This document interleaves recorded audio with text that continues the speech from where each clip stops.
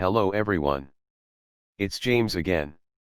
And before I start today's video, I just want to quickly say, all work in this video contains 100% original content of and by myself James Smith, otherwise known as Bgood 4000, and was uniquely created with NAWMAL software, by myself James Smith. As I purchased commercial rights from NAWMAL to produce my unique and original video with this software. Commentary is uniquely my own thoughts, feelings, and expressions. Now that I have that out of the way, I do hope your day is going better than fantastic. And you are making wonderful strides in self-betterment and doing good things in your lives. Good things that not only enrich your lives but hopefully the lives of others. Which is a good segue into the topic for today's video. You see, narcissists love people pleasers.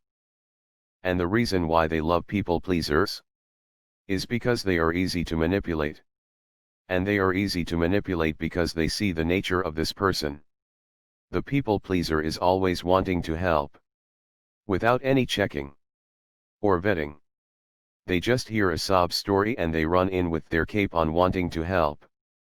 Now when I see people pleasers, I'm not only referring to you out there.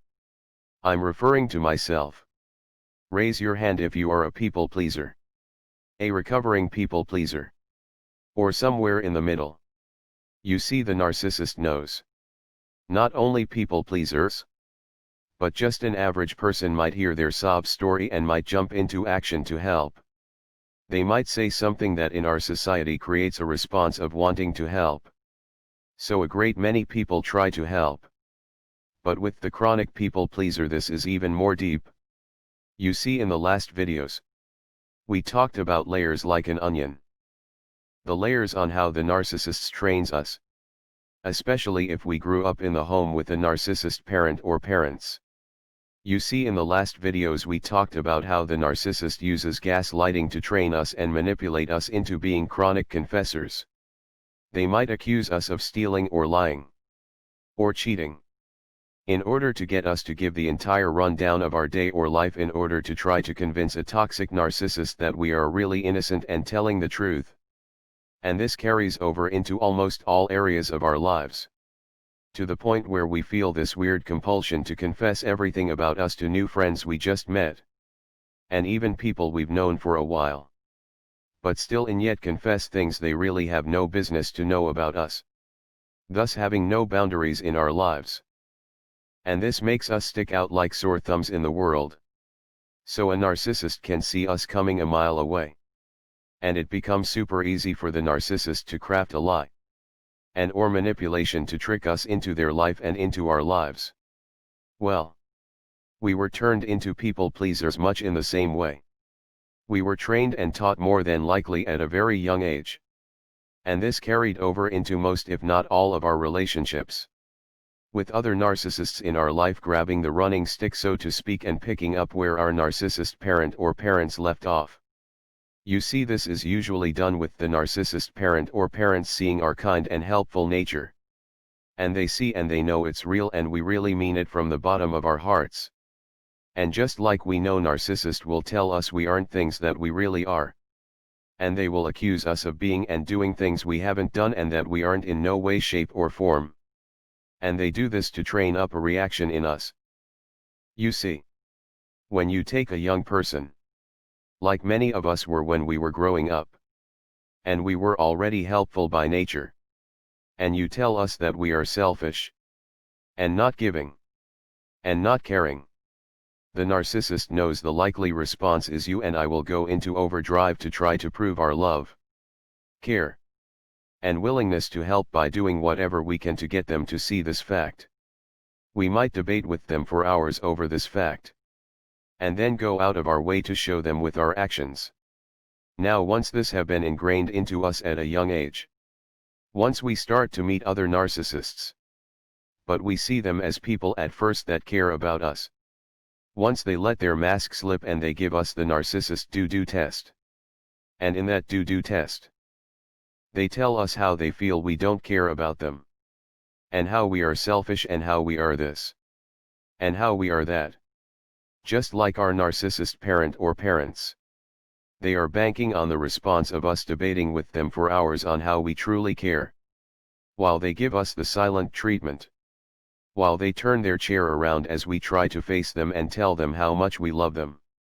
How we then go out of our way to put our life last and them beyond first place. Again, people. Look at the layers. Look at the steps that turned you into a people pleaser. Look at the steps that put these reactions into your behavior. Look how you were brainwashed and trained into these reactions. Reactions one narcissist after the next was able to tap into and use to gain narcissistic supply and control over your very life. And as I've stated, this can happen in all areas of life. All areas of life. From the bottom to the top. Please remember that. Because I think if you look at all areas of life, you will see these patterns playing out in the background where it's difficult for the person without this information to be able to see. But you see it. You know. Because you've been through it. And you've taken the time to understand it. And just like we are talking about all areas of life. No matter if we are talking about a romantic relationship or to the highest levels of society. Before reacting to everything we hear from someone. Which is what the narcissist wants. Take the time to slow things down. And think about it for a minute. And believe it or not, this in itself is a healthy boundary to have. So let's say someone comes to you with this big problem. That only you can solve. Or so they say. If you want to be helpful. I completely understand. And it's a good thing to be a help to your neighbor. But it's also good to show your neighbor how they can help themselves as well. Maybe share with them an option they can take that can help out their situation. Here's an example. They are getting kicked out of their apartment and they don't know what to do. First off, why are they getting kicked out of their apartment? Maybe legit reasons. Maybe not. You don't know. You weren't there. But you might offer real heartfelt kind words. But let them know to stay calm and to take the time to find a good place. That it will just take time. But they must put in the work if they would like a good outcome. You see. For a narcissist. That's not the answer they are looking for. The narcissist wants you to take all of your day to go online and look for the perfect apartment for them. For you to call these apartments for them. For you to do all of the legwork for them. And if someone comes at you with different problems like this and you are helpful and kind. But you are more so in a way where they can help themselves. It's likely at some point, if they are truly a narcissist, they will vanish from your life and move on to someone else they can get to fall into their trap. The other one, and really important one, is when they accuse you of being selfish. When they know for a fact that you aren't. And again, it can be so hard to stay calm when someone accuses you of such a thing. Even for someone that hasn't been trained up in a narcissistic home. But again, practice makes better. It doesn't make perfect. But it makes better. Slow things down. Just let them say all of the untrue things they want to say. And then just reply back to them. You know, I completely disagree with you. However, if you feel this way so strongly and deeply, I don't think there's anything I can say or do that can change that fact. So I think it's a good idea we part ways right here. And I do wish you the best in life. And I hope you find someone that is a better fit than what you are looking for. Boundaries, boundaries, boundaries. You see, toxic people. No matter if they are narcissists or other toxic people. They thrive on kind people. Now notice I didn't say perfect people. I said kind people. People that are flawed like you and me. But are doing their best in this life to be kind to others. But here's the thing. Narcissists feed on these type of people. Kind people is what makes narcissists and other toxic people's world go round and round. You see. Even though someone that grew up in a together home with parents that cared isn't perfect by any stretch. If they were taught that evil people will try to take advantage of their kindness. And how to let people earn this kindness. They have a leg up in the world. Because though they can still get taken for a ride, so to speak, they might have an easier time at looking and listening, and seeing how things play out before they put themselves out there. Also, if they were taught they can't be of help to others if they haven't helped themselves out first. Kind of like the example. If you are on an airplane and an emergency happens, you oftentimes hear, "Put on your oxygen mask first, and then put one on your loved one next to you." Because if you don't put the mask on you first, you might pass out and then you can't be of much help to anyone. Same thing in other areas of life. Don't destroy or cause harm to your life because someone comes knocking on your door, saying this or that happened. Because for one, you don't know what they are saying is true. But for two, how much of a help can you really be if you ruin your own life? And people that had a parent or parents explain this to them. Though this isn't perfect, it hopefully sets them up for more and better successful situations and interactions with others. It gives them boundaries. And these boundaries gives them a better chance at sidestepping time wasters and evildoers, and really accomplishing many of their talents and dreams and goals, which sets them up to really be of help to others that are really needing and deserving of it. Don't cast your pearls before swine. Why is this told to us in the Bible?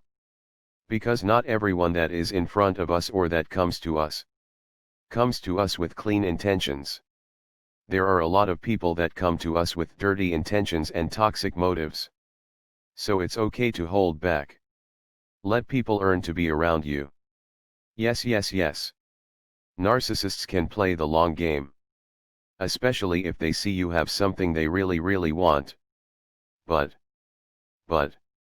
with that being said, by and large narcissists hate proving themselves and they hate playing by others' rules. And it's likely they have other targets on their radar. And after several failed attempts with you, sooner or later they will move right along to others that will freely and easily let them into their lives. It's a balancing act. You can be kind and helpful to strangers, but still have boundaries. You can be helpful and kind to a long-time friend yet still have boundaries. And people will by and large that have good intentions will notice this and respect this part of you. They really truly will. They might not say it aloud, but they will respect the fact that you have enough self-care to protect the gifts that God gave you. That you have boundaries set up in place that allow you to be of help, but not put you in harm's way of toxic people wanting to take advantage of you. Remember, Satan can present himself as an angel of light. You might run into someone that is donating their time to the church, or to this organization or that organization, and they still might be a narcissist. Because that might be their social cover to make others think they are the pillar of society, when in reality they are a toxic user and manipulator. And it's because of this fact. We just can't take things on face value. Let people earn the right into our lives. And even then, we still maintain a level of protection that will keep us safe. Always have an out, people. Always have an out. Because even if someone has good intentions today, there's no telling what evil influence they will be exposed to tomorrow. And as a result, what evil thing they might try against you. But the more you have these boundaries in your life, the more you will see these toxic interactions drop away from your life. And the more you will feel like you are around people that want to be around you for who you are, not for what you have and what you can give them. I hope you found the information in this video helpful.